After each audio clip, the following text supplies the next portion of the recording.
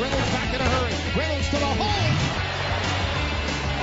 Rubio takes and scores! Takesha Granberry on target. The throw, the catch, touchdown.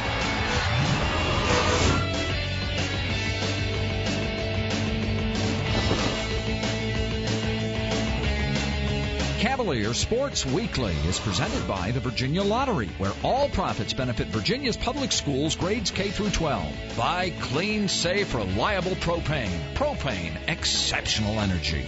By Geico. 15 minutes could save you 15% or more on car insurance. And brought to you in part by the Virginia Athletics Foundation, dedicated to providing scholarship, operational, and facility support for the Virginia Athletics Program.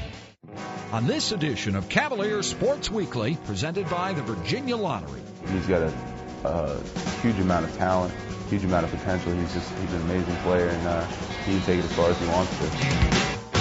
We're encouraging and pushing up young alumni and alumni across this country to give back.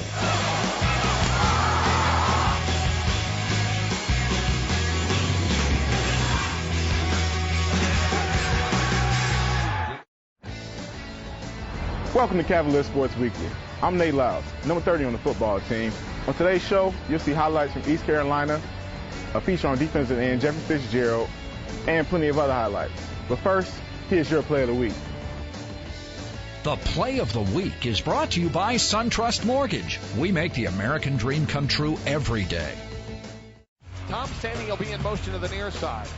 Sewell gives the reverse, and they're looking to throw again. Byers looking, end zone, touchdown! Dayon Williams in the corner. Oh, they pull it off again, and Emmanuel Byers, the 22-yard touchdown pass. He did it again. Me and EB have done that pass before, if you recall the Miami game last year.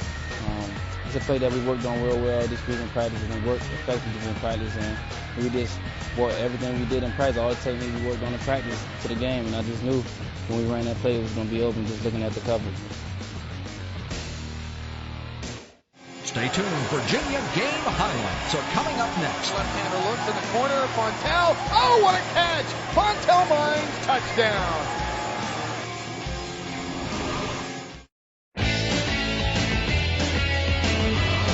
Welcome back to Cavalier Sports Weekly. Our football team was on the road again against the East Carolina Pirates. Let's take a look at the game story. The Cavalier game highlights are presented by Geico. 15 minutes could save you 15% or more on car insurance. Tonight from Dowdy-Finkler Stadium in Greenville, North Carolina, the Cavaliers battle the Pirates of ECU in only the second meeting ever. Virginia is hoping to keep the momentum alive after beating Duke last week 37-0. It won't be easy against a high-powered East Carolina offense. So it'll be man in motion to the right side, 3 wide for Pickney. Shotgun again, hands-off counter on the running play, 25-20, 15-10, and thrown out of bounds. Brandon Fraxis, he'll be tossed out of bounds right around the 8-yard line. Brandon Simmons, the running back. Man in motion, right side, a wide receiver, and a handoff. Simmons, big hole, goal line, touchdown, East Carolina. They did a real good job, that they were very physical, ran the ball with authority. It just took us too long to get started on defense. Tom Standing will be in motion to the near side.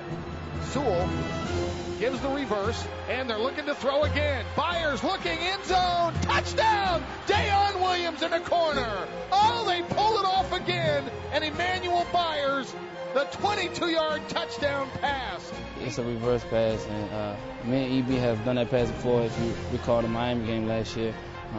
It's a play that we worked on real well this week in practice, and it worked effectively in practice, and we just brought everything we did in practice, all the technique we worked on in practice to the game, and I just knew when we ran that play it was going to be open just looking at the coverage. Man in motion, I formation, and they give it to the running back, Fraxis, 10-yard line, 5, goal line, touchdown. Brandon Fraxis, and he got the block at the point of attack, and he waltzed in.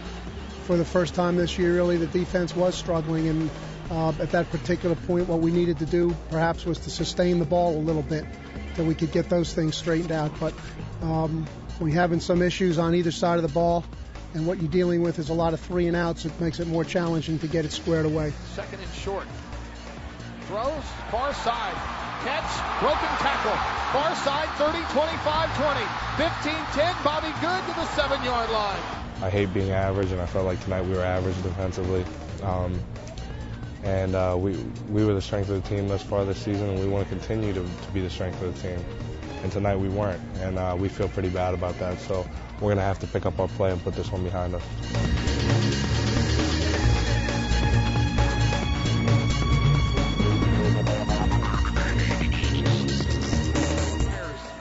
Away for it. The snap's good. Virginia going. And he got it. The Cavs got the block, and the ball will be at the 17-yard line. Coach Diaco has really found ways to scheme teams and open up holes that we can block punts. So, I mean, this is something that hasn't happened here before since I've been here. The I formation, man in motion. They're going to hand off. Snelling, goal line, touchdown. Jason Snelling, right tackle. He follows Ian Yates Cunningham, the right guard. And the right tackle, Will Barker, and gets in the end zone. Touchdown, Cav. In the third quarter, I felt like we had the momentum. It was a lot of things that we did right, and then a lot of things that we did wrong. I mean, one play could turn the whole game around, man. And the penalty that we had on that drive when we was about to score, it turned the whole game around. And in motion, fractures, but it'll be Pinckney to throw. Out of the gun, sets up the screen, right side. He breaks the tackle to the 40-yard line, close to the first down, may get it at the 36, and John Copper made the tackle, the linebacker. The defense could have got more help from the offense. The offense could have got more help from the defense. And other than the one special teams play, we really didn't get anything out of special teams other than that one play to help the efforts of all the groups. Sewell out of the gun to throw. Some pressure. They set the screen. Snelling got the block. 40, 45, near sideline 50, 45, and out of bounds. 43-yard line. Sewell goes under center, 10-yard line. Sewell wants to throw. The left-hander looks in the corner. Fontel. Oh, what a catch! Fontel Mines, touchdown. He went over the top of Casey Ross, and he made the catch. It's always good to, score and, help the quarterback, especially a young quarterback. He gets kind of down at times, so it's always good to help him. So, that's probably the most positive thing coming out of this game. That, he'll probably go into the next game with his head up. I'm sure there were some things that we did that hopefully will move the team along, but, it's all related to winning. It'll take me a few days to sort out where the silver linings are.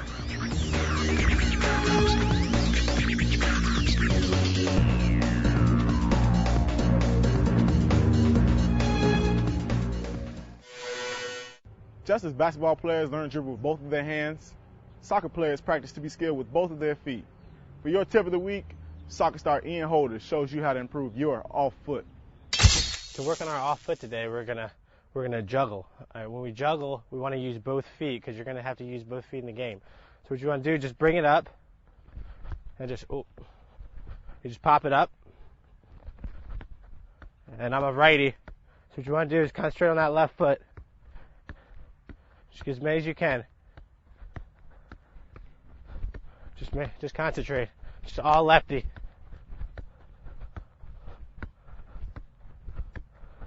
Make sure you manipulate the ball right where I want it every time. Just right up, back to my left foot. And then when you master the art of juggling, we'll put the ball down and get to dribbling. With your off foot, you want to take 2 touches to the left, cut it, 2 to the right, cut it. So it's 1, 2, cut, 1, 2. You want to go slow up first, make sure you're doing it right, and then you want to pick it up. So it's 1, 2, cut, 1, 2, cut, 1, 2, cut, 1, 2, cut, 2. There you go. You keep going like that. And that's your tip of the week. Jeffrey Fitzgerald has been a tower of strength for our football team this year. The Richmond, Virginia native has a knack for being at the right place at the right time. He's had sacks, caused fumbles, run a fumble in for a touchdown, and even had an interception. Defensive end Jeffrey Fitzgerald is your Student Athlete of the Week. The Student Athlete of the Week is presented by the Virginia Lottery. In 2006, the Virginia Lottery contributed a record $454 million to public schools throughout the Commonwealth.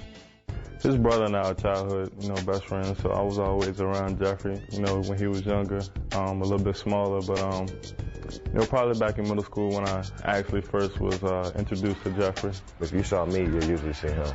You see Jeff. And that's how it's always been. And it's still like that to this day. Like Jeff right now, he lives underneath of me in my apartment where we stay. So he always just comes up to my apartment no matter what time it is. He just come up there and like go in the refrigerator and get something to drink. Like it's like he lives there. I think I've always seen in him just as far as having great potential and great work ethic and just the ability to strive to want to do the things that he does. And he's overcome so much adversity through high school, being injured, half his career. My first injury was my ACL, MCL, my meniscus in my right knee. It would happen in a game like toward the end, and just being around a pile, a guy leg whipped around and hit me in my knee and just felt to give out. In my senior year, I hurt my ACL on my left knee. He played in a scrimmage and he played a half, and then he stuck his foot in the ground and cut the wrong way trying to beat a blocker, and it just gave on him. He didn't even know it was that. He went into surgery and the doctor said he thought it was just something minor, I thought that was just a meniscus going into surgery, and afterwards I found out it was a ACL, so that was devastating to me. So that was hard, but then I realized I had to get ready to come to UVA and try to make an impact here. UVA showed a lot of love, and the coaches were still in contact with him, and they still wanted him, and that was probably one of the main reasons why he came in also, because of the commitment they made to him. We had Jeffrey in camp twice, so we were very familiar with him athletically and with his body type and what his ultimate size potential would be, and that coupled with his athletic ability, that was very apparent when we were able to work with him personally. As soon as I was cleared to be able to do stuff, I was out trying to run and get back in shape. And I did track and field just mainly to get back in shape and get some strength back in my knee. And then that went well as it turned out. There was one of our linebackers who was out there who was a big shot put thrower and discus thrower, and Fistus came out there, all natural strength, and just did it. He's a natural athlete, so he made it happen. At first I was kind of cautious with it, but then as time got on, I became more comfortable with the technique needed, so therefore I was able to perform at a better level as the year went on. Lewis out of the gun. Lewis retreats, looks downfield, and he is going to be hit. Ball loose with his arm in motion. Is it a fumble? They're going to say yes, fumble. Cavs pick it up, and they rumble to the end zone. He's one of those players that he's very aware, he's very alert, and he makes progress every day. Things really register with him, as we sometimes hear the term, he gets it. It's an energy booster for himself and for the offense. When we see guys out there making plays like that, and it's just a great momentum changer, especially on the road. When I threw my touchdown pass against Georgia Tech, I wasn't as excited as when I seen him get the sacks. I was, and this past game against Duke, when he got the fumble and picked it up and ran in the end zone, I was in the end zone with him. I was so juiced, because he'd been talking about that forever. If I get a touchdown, you gonna know me, and I'm gonna be right. And I was telling him, I'm gonna be right there. Because in high school, it was one game I scored, and he came in the end zone with me and was smacking my helmet so hard I had to run away from him. And so I tried to go and repay the favor to him, but I couldn't really get to him as well as I wanted to. I remember that game. It was he had a real long run. He scrambled and he broke a couple tackles and he ran. I was running right beside him. Then I didn't know the celebration was most of the time the worst part of it. So I might have hit him a little hard, but it was worth it. I gotta take everything day by day, try to get better as the year goes on. I still feel as I can be more of an impact on the field than what I'm already doing. So therefore, I have to do that throughout the year, continue to get better and perform on a higher level each game. I think sky's the limit for Jeffrey. He's doing everything right. Coaches praise him every week about getting better and, taking things he's done wrong and correcting it, the day after. And I think Coach Gross sees it. I think the players around him see it. I always try to have the most fun I can on the football field, just to make things go a lot easier. And if you're having fun out there, you're doing something you love. It's just a good thing. Rondé and Tiki Barber are two of the greatest student athletes in Virginia Cavalier history. The Barbers have inspired generations of football fans with their amazing talent. But last weekend, they touched the hearts of Cavaliers everywhere with a remarkable gift to the University Capital campaign. Tiki and Rondé Barber are the focus in this week's Who's Heating Up. Who's Heating Up is brought to you by Propane, exceptional energy. My brother and I have decided to give back in a major way to this university. I'm the head of what is a very ambitious capital campaign to raise $3 billion. We are giving $500,000 to the Virginia Athletic Fund Foundation, the McIntyre School of Commerce, the Children's Hospital at the University of Virginia, the Walter Ridley Scholarship Fund of the Alumni Association, and the Young Alumni Council of the Alumni Association. All the places that affected us when we were here and represent the fullness of our experience here. One more. Tiki and I have been blessed with a lot of opportunities, a lot of good fortune since we left the university, and now it's time to give back. You know, his wife, my wife, and the two of us, along with Chip, really hashed out a plan or some way for us to increase the value of our exposure right now. And put some of that on the university. So we came up with a challenge. We're trying to come up with a challenge to drive alumni giving. It's not where we think it should be. And Tiki being on the Young Alumni Council and Chip having been a past president of the Young Alumni Council, I think just realized that we could be a beacon of influence. The major part of our gift is a challenge. And in this challenge, we're encouraging and pushing up young alumni and alumni across this country to give back and to make a difference. Whether you're giving $10 or $100 or $1,000 or $1 million, know that every gift matters, especially when it comes to participation and how that affects our rank and in turn affects the value of your degree. And so as part of that challenge, which we're sure that our alumni will meet, we'll double our gift to $1 million so that we can truly, us and collectively everyone, make a difference in the university experience for all the students that will come after. Your experience at the university is an enriching one. You know, we saw a lot of different things here outside of athletics. Obviously, the academics, various societies, and class trustees that we were on, and our 10-year reunion's coming up. Seems like, a year or two ago we were just walking down this lawn, but that's not the case. And we want to emphasize that now's the time with this $3 billion campaign and the ambitions that we have for the university to compete with some of the private schools across the nation. We want to be an example. We're going to lend ourselves and be a vessel for the university and hopefully get our participation rates up. Life is about being rounded and being diversified and being able to experience a lot of different things. And I got all of that here. It wasn't just being an athlete, playing football and running track and field. It was about walking on a lawn and just having intimate conversations with people from different races and religions and ethnicities, and interacting with my professors and developing a bond and learning the value of relationships with people. And that's what UVA taught me. And as I go forward with my life, whether it's in football or otherwise, I know that serves me well. And I hope that everyone else that comes after has the same experience. And that's why we continue to promote this place to help push up this university and hopefully reach this goal of $3 billion in our capital campaign. Coming up after the break.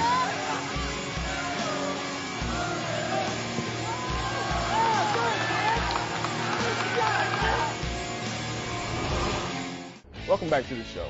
Men's soccer, women's soccer, and volleyball all face big ACC rivals this week. Let's check out the action in our Olympic Sports Spotlight. The Olympic Sports Spotlight is presented by the Virginia Athletics Foundation.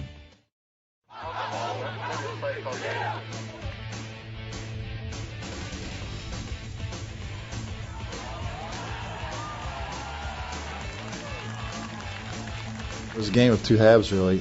We had the wind at our back the first half, gave up a bad goal, just a bad goal. Should have been up 1-0 at halftime, and we knew the second half was going to look different. We knew that we'd be in our half, and our hope was to be up at halftime, and to be honest with you, we should have been. We gave up just a bad goal.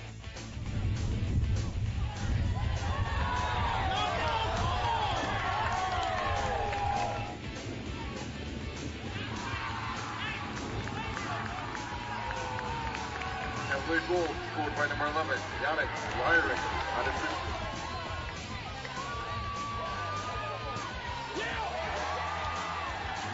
I don't think we had a collective effort in the first 15, 20 minutes of the second half to deal with the wind. And I mean, we needed to just be very defensive until the first 15 or 20 minutes and things settled down. And a couple of guys were cheating and we got caught.